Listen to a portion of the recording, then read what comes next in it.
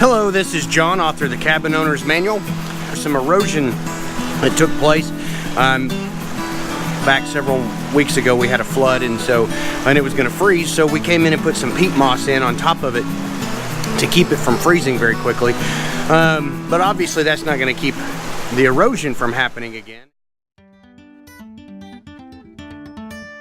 We came up here today, and it's going to get cold tonight, beginning of March. It's said it's going to drop down into the teens, maybe even single digits in some places up in the mountains.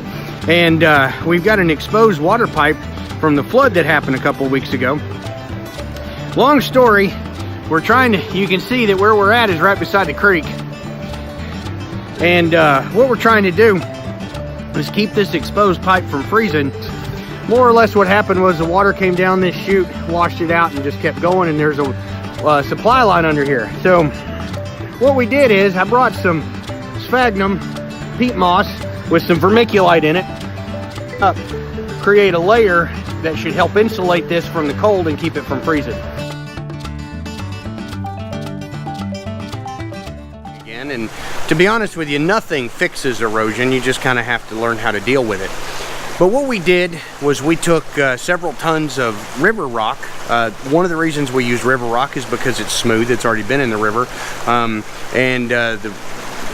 What we have found is the water tends to go over it as opposed to move them, so it gives you a little better erosion control if you can use it.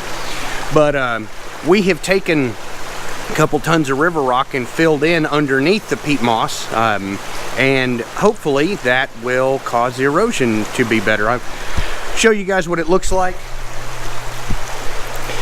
As you can see, we've got some pretty good sized rocks in there. The water is still moving. If you look back over there, you can see that the water's coming, it may be hard for you to see on the camera, but the water's coming out from underneath the ground over there where the concrete is.